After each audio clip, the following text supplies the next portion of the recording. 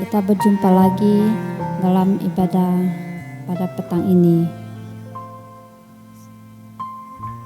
Semoga Tuhan bersama dengan Anda dan keluarga Anda. Mari kita diamkan diri, siapkan diri dan mengakukan doa saat kita di hadapan Tuhan dengan doa senyap.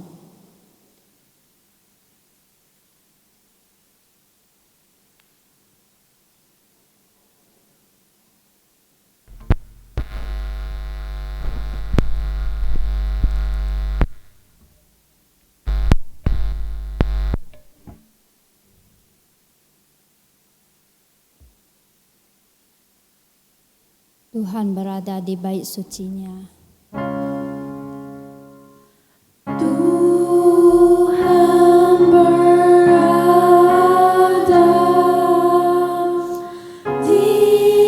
di bait suci-Nya.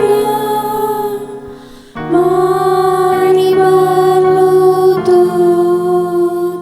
seluruh diri di hadapannya,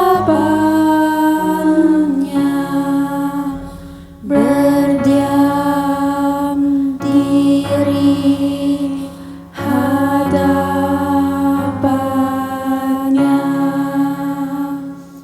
Amin.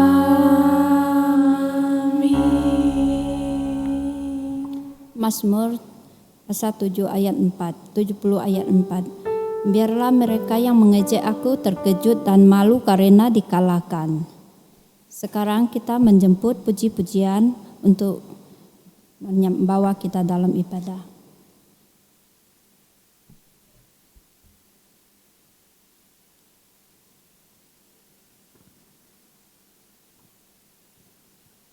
Shalom, selamat petang, selamat berjumpa kembali dalam ibadat secara atas talian.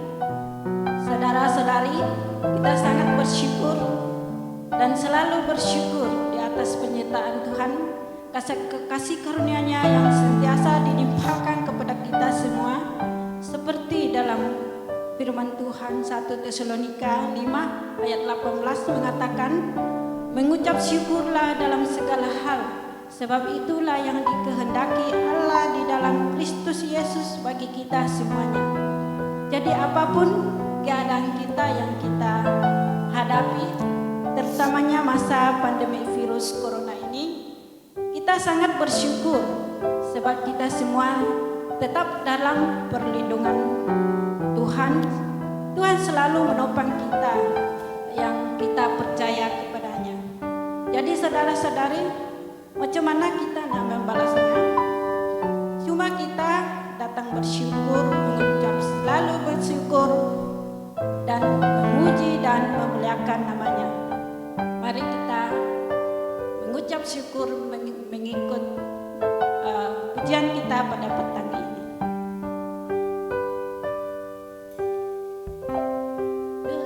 Apa ku membalas kasih-Mu yang ku terima dari-Mu?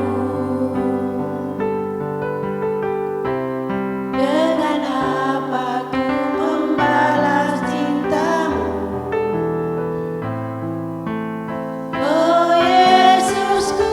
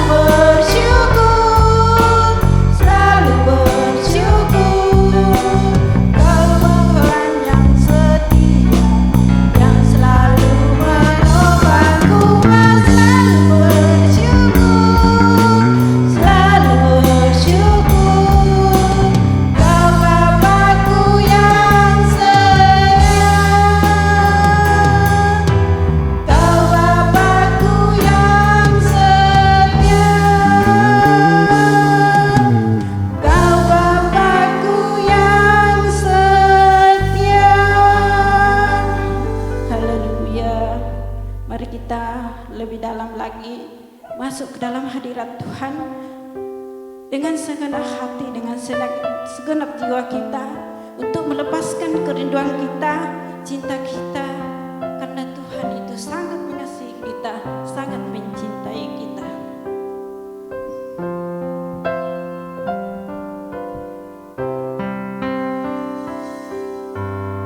Tuhan yang kurindukan, ya Tuhan, selalu berada di dekatmu dengan senang hati, dengan senang jiwa, menanti di hadiratmu. Satu hal yang kurindukan, ya Tuhan, selalu berada di dekatmu dengan segenap hati, dengan segenap jiwa, menanti di hadiratmu. Lebih dalam lagi ku rindu Kau Tuhan, lebih dari segala yang ada.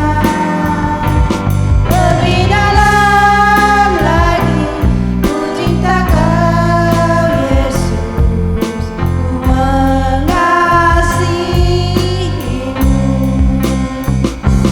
Lebih dalam lagi ku rindu Kau Tuhan, lebih dari segala yang ada. Lebih dalam lagi ku cinta Kau Yesus, ku mengasihimu. Satu hal yang kurindukan, ya Tuhan, selalu berada di dekatmu dengan segenap hati, dengan segenap jiwa, ku menanti di hadiratmu. Lebih dalam lagi ku rindu Kau Tuhan, lebih dari segala yang ada. Lebih dalam lagi ku cinta Kau Yesus, ku mengasihimu. Lebih dalam lagi ku rindu Kau Tuhan, lebih dari segala yang ada. Lebih dalam lagi ku cinta Kau Yesus, ku mengasihimu. Ku mengasihimu.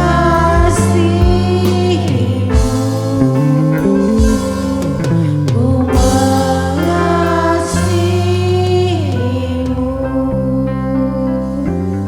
Tuhan, semakin dalam lagi kami datang di hadirat-Mu Tuhan, kami sangat percaya Engkaulah Tuhan yang satu-satunya mengasihi kami, yang satu-satunya mencintai kami dan selalu menopang kami dalam apapun keadaan kami. Kami mempercayai Engkau, ya Tuhan. Haleluya.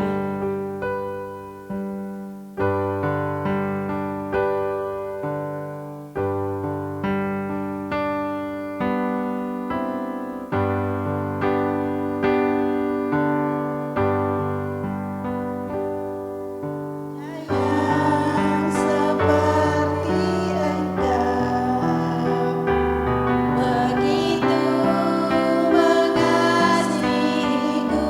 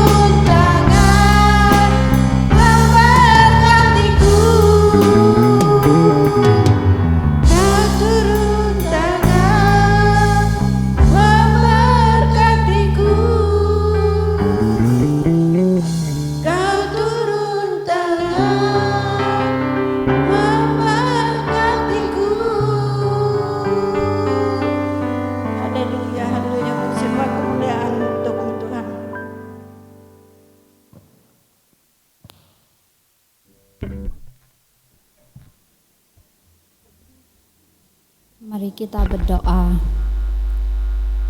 Bapak Surgawi, terima kasih untuk kasih-Mu, penyertaan-Mu, pemeliharaanmu di sepanjang kehidupan ini ya Bapa. Yang sakit Engkau sembuhkan, yang lemah Engkau kuatkan, yang dalam kesulitan dapat diatasi, karena kami tahu dan percaya Engkau turut bekerja dalam segala sesuatu untuk mendatangkan kebaikan bagi orang-orang yang mengasihi-Mu.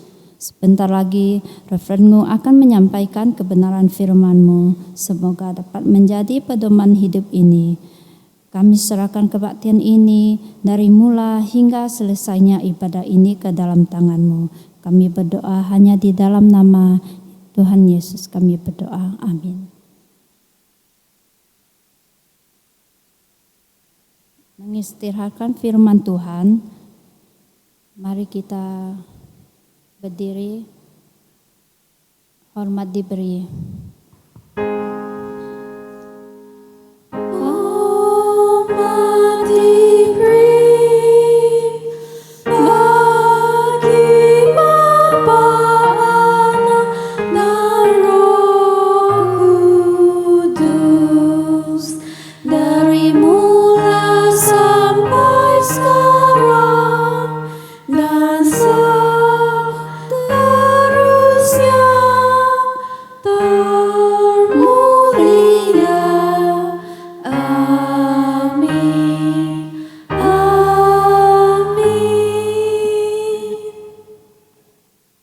Mari kita buka Alkitab kita 1 Raja-Raja pasal 3 ayat 6 sampai 14.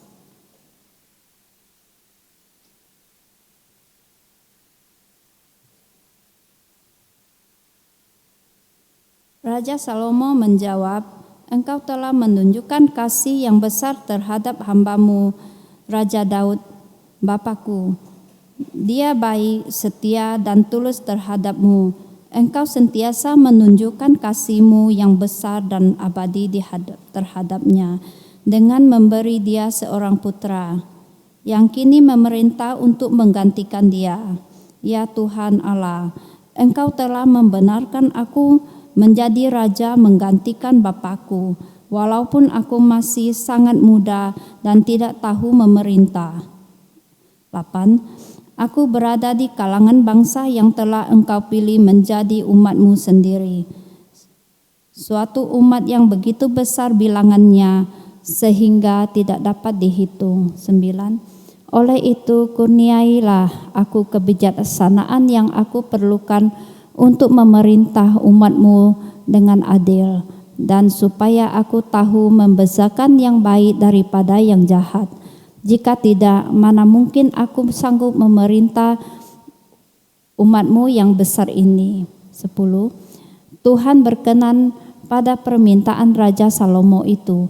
Lalu dia berfirman kepada Raja Salomo, "Oleh sebab engkau telah minta kebijaksanaan dan bukan umur panjang atau kekayaan ataupun kematian musuhmu, aku akan mengabulkan permintaanmu.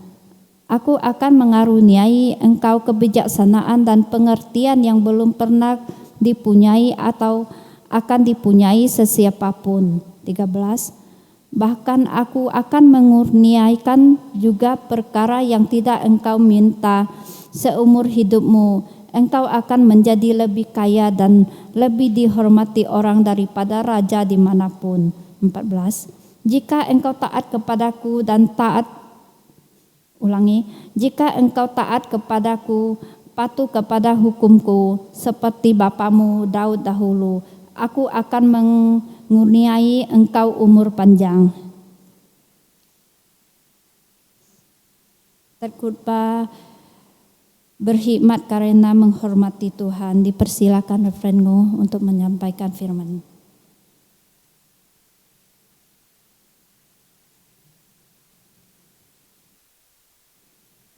Mari kita bersama-sama berdoa. Tuhan, kami ucapkan syukur pada Engkau, memberikan kami masa, memberikan kami peluang untuk beribadat bersama. Minta Tuhan terus memberkati setiap kami, membuka hati dan juga telinga kami untuk menerima firman Engkau. Dalam nama Tuhan Yesus kami berdoa. Amin.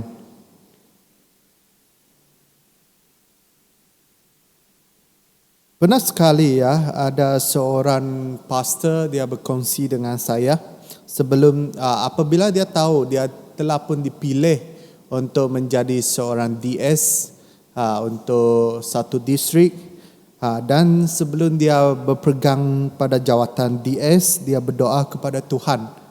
Apa yang dia minta adalah minta kesabaran untuk berhadapan pada setiap masalah yang akan dihadapinya. Okay? Maksudnya apabila dia tahu bahawa dia sendiri telah pun dipilih untuk menjadi DS kepada satu distrik yang seterusnya, dia meminta daripada Tuhan bahawa mempunyai kesabaran untuk berhadapan pada setiap masalah yang akan dihadapi itu. Cuba tanya pada diri kita sendiri apa yang kita minta daripada Tuhan. Dalam doa peribadian kita, apa yang kita minta, apa yang kita mohon daripada Tuhan. Adakah kita memohon kekayaan? Adakah kita memohon pencapaian daripada Tuhan? Selain daripada dua ini, adakah yang mempunyai benda-benda ataupun hal-hal yang lain kita minta daripada Tuhan? Okay? Untuk manusia kita yang tahu pada duniawi ini, manusia menilaikan kejayaan seseorang itu melalui harta yang dimiliki dan benda bendawi yang kita milik, juga pada kedudukan dan juga kekayaan yang kita mempunyai. Dan adakah semua ini merupakan sesuatu yang memang berjaya dan juga memang satu standard untuk kita menilaikan kejayaan pencapaian seseorang? Jikalau sebegini nabi-nabi yang ada tercatat dalam Alkitab, semuanya mereka adalah orang yang gagal. Mereka adalah orang yang tidak berjaya, dalam mata manusia. Jadi cuba fikirkan apakah yang kita pakai untuk menilaikan pencapaian.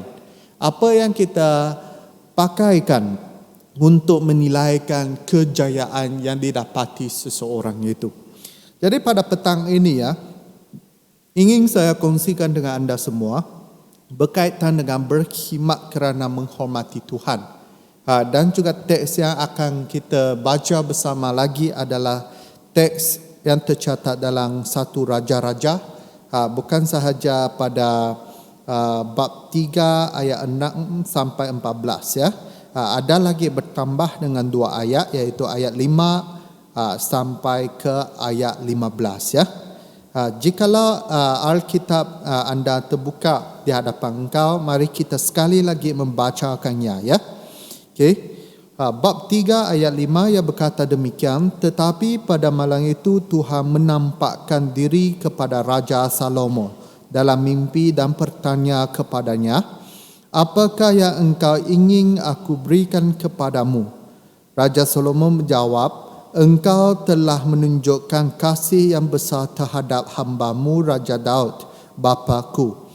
Dia baik, setia dan tulus terhadap-Mu. Engkau sentiasa menunjukkan kasih-Mu yang besar dan abadi terhadapnya dengan memberi dia seorang putera yang kini memerintah untuk menggantikannya. Ya Tuhan Allah, Engkau telah membenarkan aku menjadi raja menggantikan bapakku, walaupun aku masih sangat muda dan tidak tahu memerintah. Aku berada di kalangan bangsa yang telah Engkau pilih menjadi umat-Mu sendiri, suatu umat yang begitu besar bilangannya sehingga tidak dapat dihitung. Oleh itu kurniailah aku kebijaksanaan yang aku perlukan untuk memerintah umat-Mu dengan adil, dan supaya aku tahu membezakan yang baik daripada yang jahat. Jika tidak, mana mungkin aku sanggup memerintah umat-Mu yang besar ini. Ayat 10, Tuhan berkenan pada permintaan Raja Solomon itu. Lalu dia berfirman kepada Raja Solomon, oleh sebab engkau telah meminta kebijaksanaan dan bukan umur panjang atau kekayaan atau kematian musuhmu, aku akan mengabulkan permintaanmu. Aku akan mengurniai engkau kebijaksanaan dan pengertian yang belum pernah dipunyai atau akan dipunyai sesiapa pun. Bahkan aku akan mengurniakan juga perkara yang tidak engkau minta. Seumur hidupmu engkau akan menjadi lebih kaya daripada dan lebih dihormati orang daripada raja manapun. Jika engkau taat kepadaku dan patuh kepada hukumku seperti bapamu dahulu, aku akan mengurniai engkau umur panjang. 15. Apabila Raja Salomo terjaga, baginda sedar bahawa Allah telah berfirman kepada baginda dalam mimpi. Kemudian Raja Solomon pergi ke Yerusalem dan berdiri di hadapan tabut perjanjian Tuhan. Raja Solomon mempersembahkan korban untuk menyenangkan hati Allah dan korban untuk memohon berkat Tuhan. Selepas itu, Raja Solomon mengadakan jamuan bagi semua pegawai baginda. Ini merupakan firman Tuhan yang tercatat dalam apa yang kita bacakan tadi bersama ini. Latar belakangnya telah pun mengatakan tentang betapa baik dan betapa kenangnya pada raja ini kepada Allah yang kita tahu dalam sejarah orang Israel sebenarnya yang mereka mempunyai 3 orang raja yang begitu kagum, yang terkenal sekali yang begitu terkenal sekali, iaitu Raja Saul, Raja Daud dan Raja Solomon.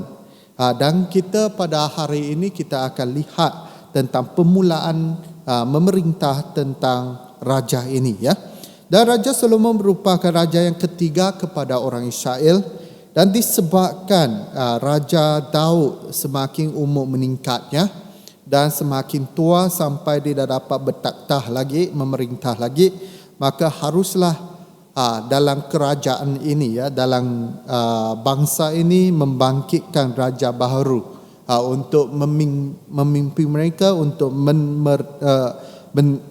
memerintah mereka, bertakhta sebagai raja supaya mengenangkan hati penduduk Dan apabila Solomon menjadi raja, sebenarnya dalam Alkitab juga banyak sekali mencatat banyak kes yang diselesaikan tidak melalui cara yang keji dan kejam.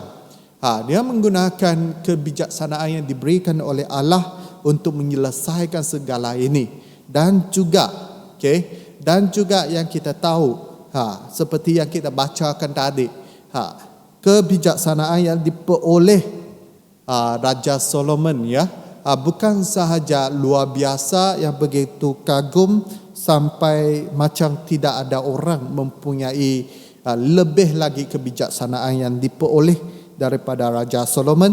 Dia juga menggunakan kebijaksanaan ini, hikmah ini untuk memewahkan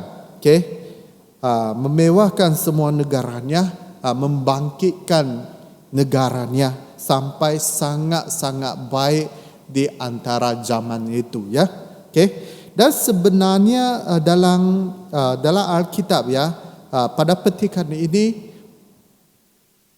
pembinaan seperti yang dicatat pada permulaan bab 3, pembinaan kepada istana Raja Solomon, rumah Tuhan dan tembok di sekeliling kota Yerusalem itu sebenarnya belum lagi diselesaikan.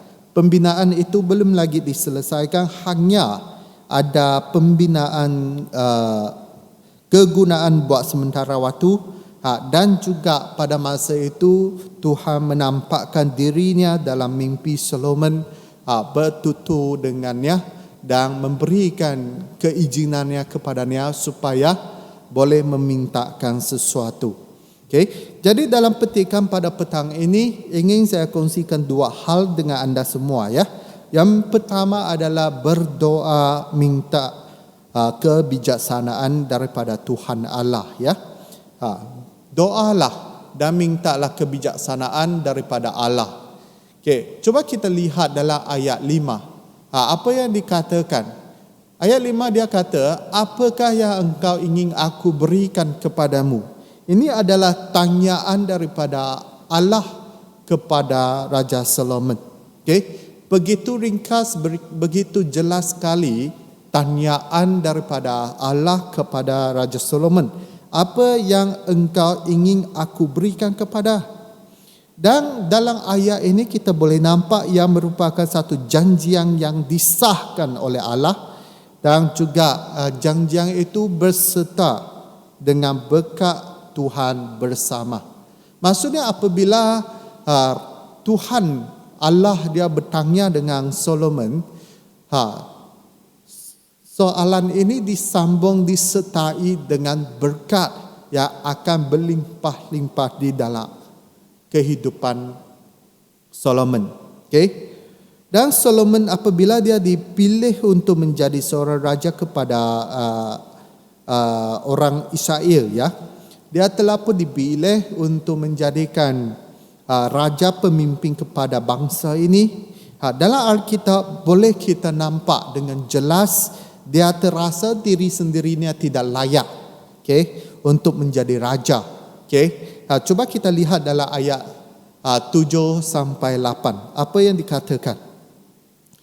Ayat 7 sampai 8 dia berkata, ya Tuhan Allah, engkau telah membenarkan aku menjadi raja menggantikan bapakku walaupun aku masih sangat muda.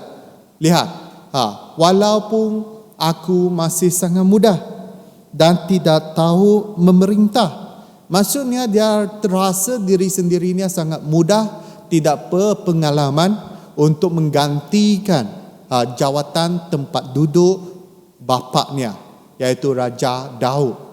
Dia terasa diri sendiri tidak berbaloi ataupun belum lagi bersedia untuk menjadi raja kepada bangsa yang besar ini.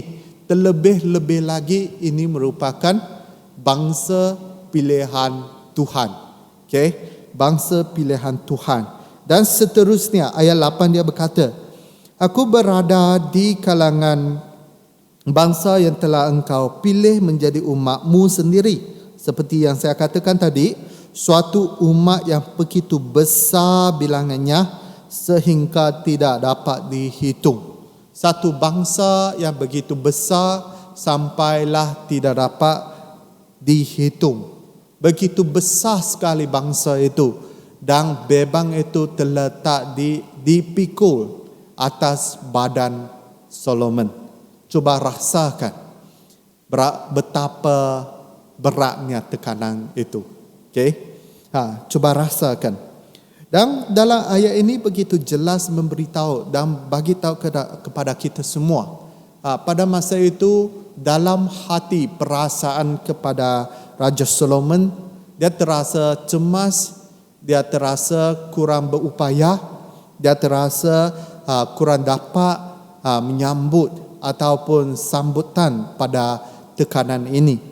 Jadi dia berdoa di hadapan Tuhan apabila Tuhan menampakkan diri sendiri di hadapannya.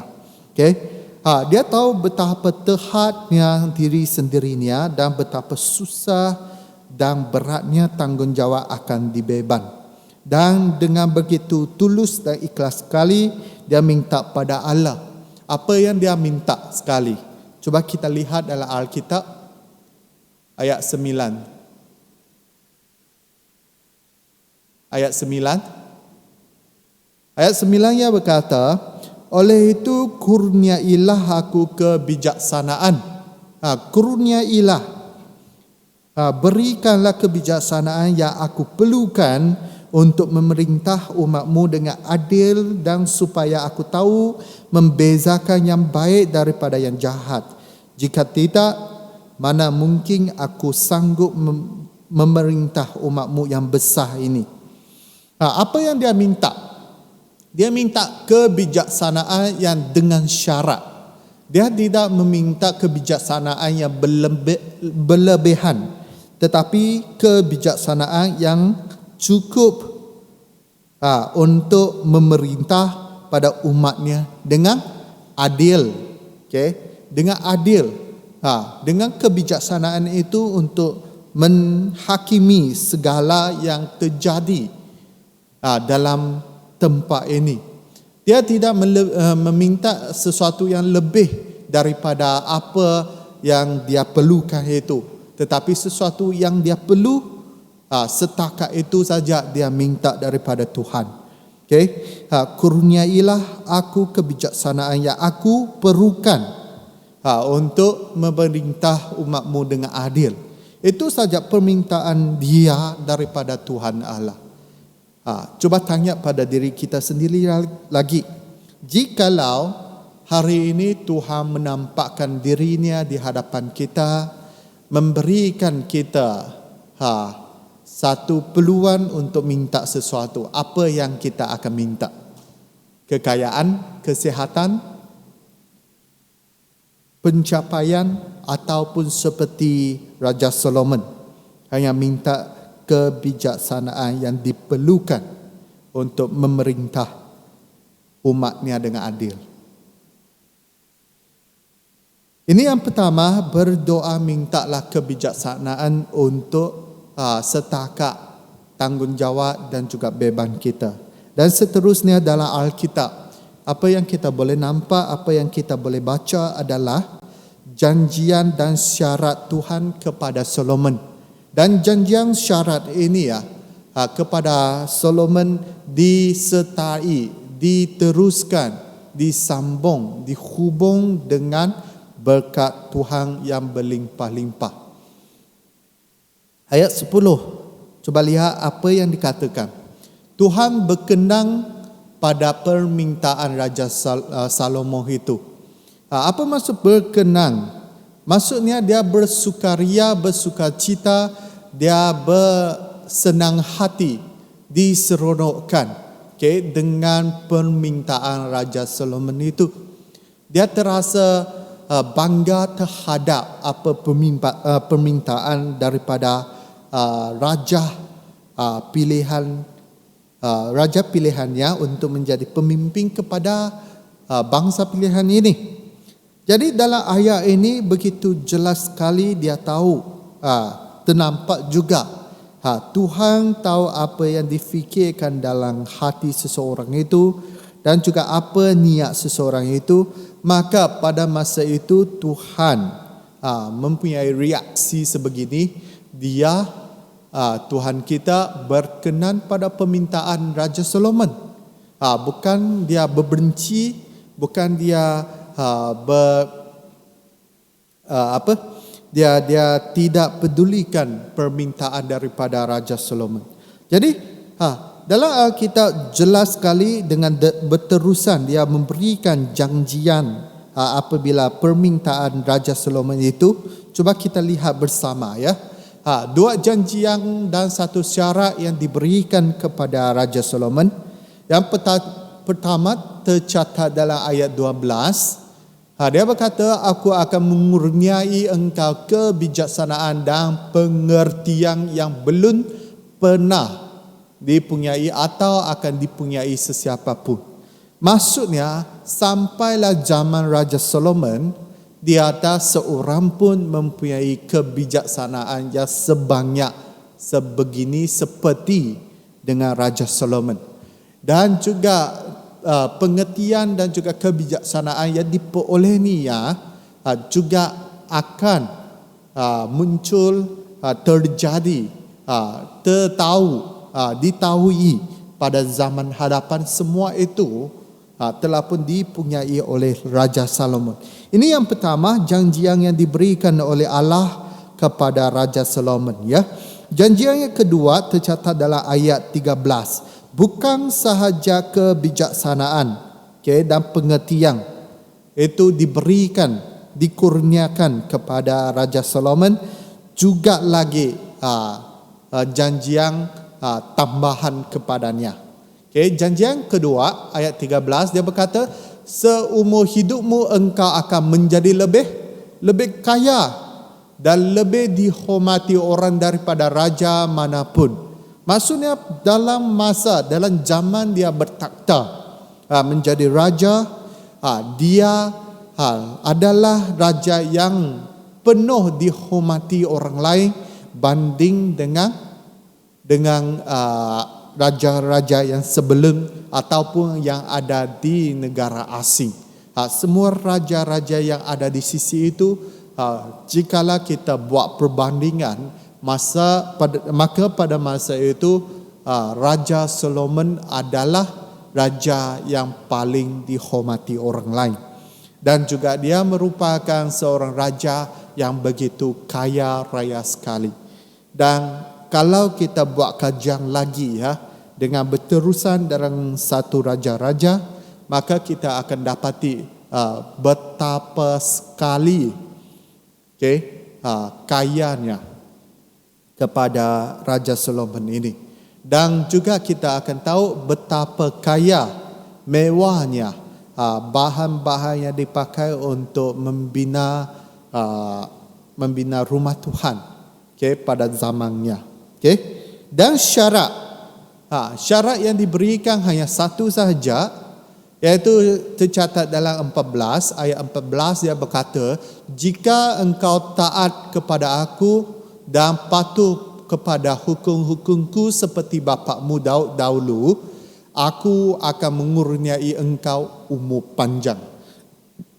Dan juga syarat ini disertai, diteruskan juga dengan satu janjian, iaitu jikalau mentaati pada Tuhan, mematuhi pada hukum Tuhan, seperti bapaknya, apa yang dilakukan oleh bapaknya Raja Daud, maka akan dikurniai dengan umur panjang. Dan apa yang kita lihat dalam Alkitab, memang semua ini terjadi. Dan pada minggu depan kita akan cuba bincangkan tentang kegagalan Raja Solomon. Bukan saja pencapaian yang ada pada Raja Solomon, kebaikan yang ada padanya, juga dalam Alkitab memberikan kita ajaran tentang keburukan, kegagalan pada seseorang. Jadi seperti yang selalu saya katakan, selalu dalam khotbah saya katakan kepada anda semua, menasihati engkau semua, selalu ingat untuk mentaati Allah dan patuh pada hukum-hukumnya. Maka kita akan disertai dengan berkat Tuhan yang berlimpah-limpah itu. Jangan kita terasa saya orang Kristian, saya mempunyai iman ini sudah cukup. Sebenarnya tidak cukup. Iman itu jikalau tidak dihidupkan, dihidupkan dalam kehidupan kita, maka iman itu adalah iman yang mati. Iman yang tidak membawa kesan, iman yang tidak membawa manfaat. Selain daripada kita hidupkan, amalkan apa yang kita percaya itu, maka ia membawa manfaat dan ia membawa kebaikan, dan juga dapat memuliakan nama Tuhan. Oleh itu tidak kira dalam apa-apa pun yang kita alami, pada saat sudut yang manapun, berdoalah kuat dengan Tuhan, kurniailah kita kebijaksanaan yang luar biasa daripada Tuhan. Dan kebijaksanaan itu memang kebijaksanaan yang melebihi kebijaksanaan manusia. Tidak kira apa yang berlaku, apa yang kita hadapi, bertuturlah dan berdoalah kepada Tuhan supaya memperoleh hikmat daripada Tuhan. Yang kedua, tepat dan mentaati pada perintah Allah. Tidak kira apa cabaran, rintangan yang kita hadapi itu, cubalah kita tepat dan mentaati, tetap pada perintah Allah. Jangan biarkan kita iman kita tergoncang sampai memberikan peluang kepada kuasa iblis untuk menyerangi kita semua. Seperti yang dicatat dalam Amsal 9:10 yang merupakan satu ayat yang selalu dipakai untuk mendorong satu sama lain supaya berdekatan dengan Tuhan, ya. Jikalau anda dapat, kita baca bersama. Amsal 9:10, jika kamu hendak menjadi bijaksana, pertamanya kamu mesti hormat dan takut kepada Tuhan. Jika kamu kenal akan Yang Maha Suci, kamu akan memperoleh pengertian. Sebaliknya, jikalau kita tidak kenal pada Yang Maha Suci, kita tidak hormat dan takut pada Tuhan, maka apa yang tinggal di dalam kita adalah kebodohan. Jadi saudara-saudari sekalian, ingin saya dorongkan anda semua supaya menghormati Tuhan Allah, supaya memperoleh pengertian kebijaksanaan daripada Tuhan kita untuk kita hidupkan hidup yang luar biasa, dapat menjadi kemuliaan Tuhan dan juga dapat menjadikan satu kesaksian yang baik. Biarlah Tuhan terus menyertai dalam kehidupan kami dan juga menjadikan kami sebagai peralatan yang suci dan mulia.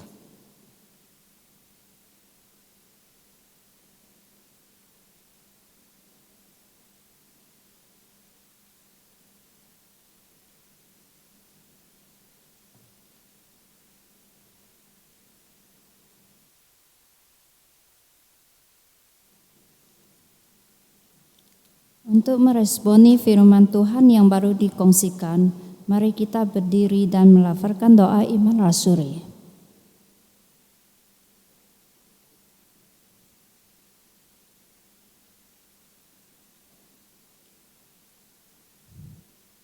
Aku percaya kepada Allah, Bapa yang Maha Kuasa, Khalik langit dan bumi, dan kepada Yesus Kristus, Anaknya yang tunggal, Tuhan kita, yang dikandung daripada Roh Kudus, lahir dari anak darah Maria, yang menderita sengsara di bawah pemerintahan Pontius Pilatus, disalibkan, mati, dikuburkan, turun ke dalam kerajaan maut. Pada hari yang ketiga bangkit pula dari antara orang mati, naik ke surga, duduk di sebelah kanan Allah, Bapa yang Maha Kuasa, dan dari sana Dia akan datang untuk menghakimi orang yang hidup dan yang mati. Aku percaya kepada Roh Kudus, gereja yang kudus dan persekutuan orang kudus, pengampunan dosa, kebangkitan tubuh dan hidup yang kekal. Amin.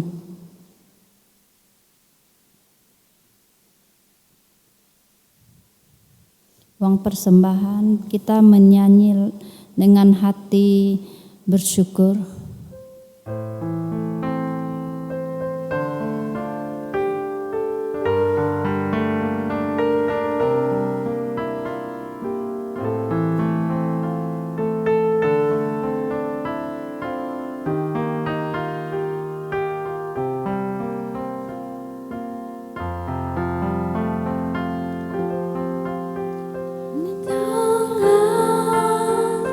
Hati bersyukur pada Allah yang kudus, syukur karena diberikan anaknya Yesus. Dengan hati bersyukur pada Allah yang kudus, syukur karena diberikan anaknya Yesus. Kini yang lemah dikuatkan, yang miskin diperkaya karena perbuatan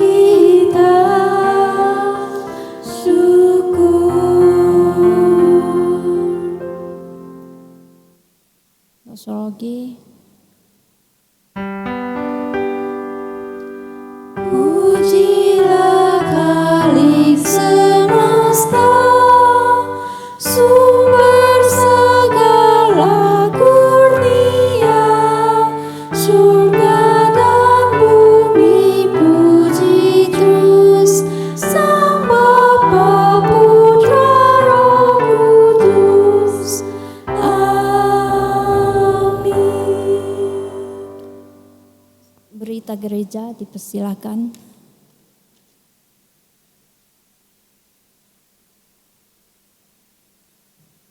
Salam saudara-saudari sekalian, seperti sekali lagi mengalu-alukan kedatangan anda dalam ibadat kita, yang atas talian ya. Ini merupakan sekali lagi kita terpaksa untuk adakan ibadat atas talian. Kami berdoa agar Tuhan bercampur tangan di kawasan kita supaya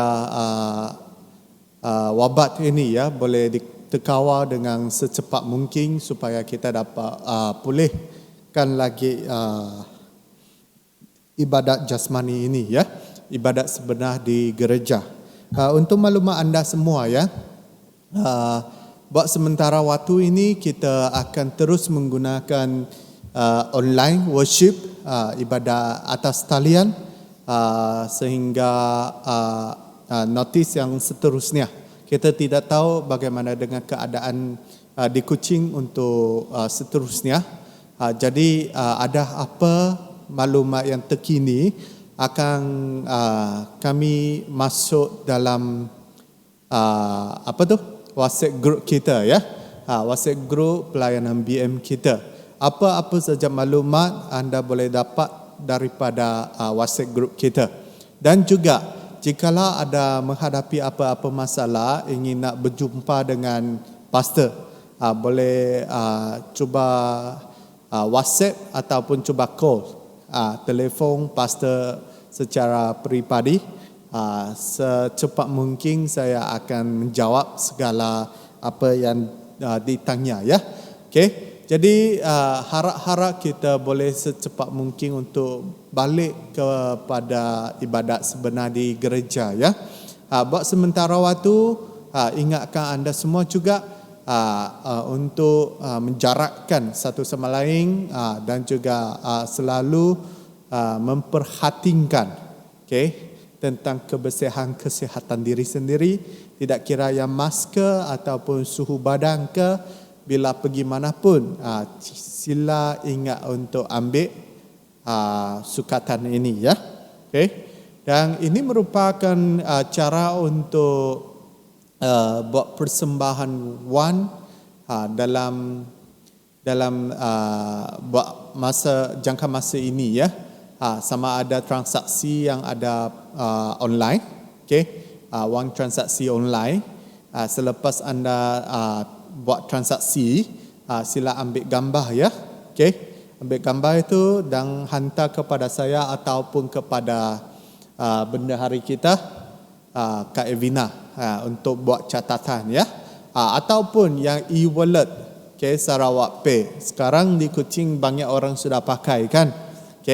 Ya agak banyak orang dipakai, banyak orang juga boleh buat menggunakan cara ini untuk buat persembahan wan.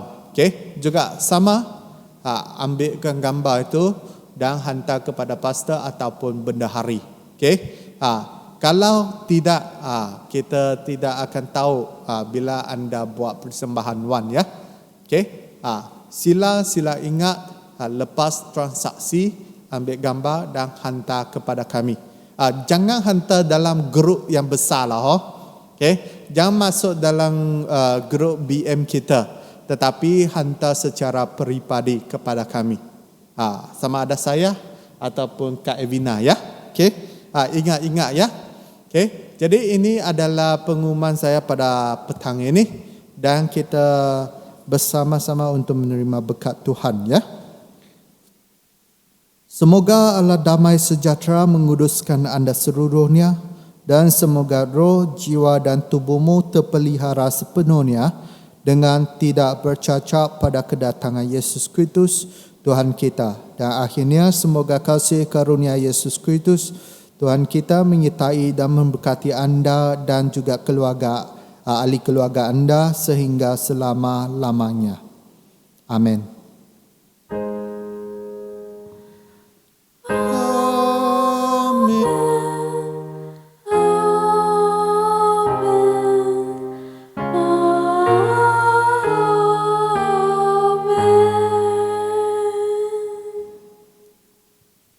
saat teduh.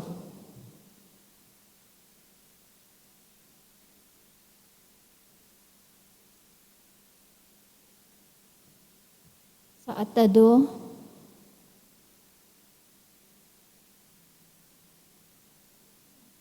Sampai sini saja kebaktian kita.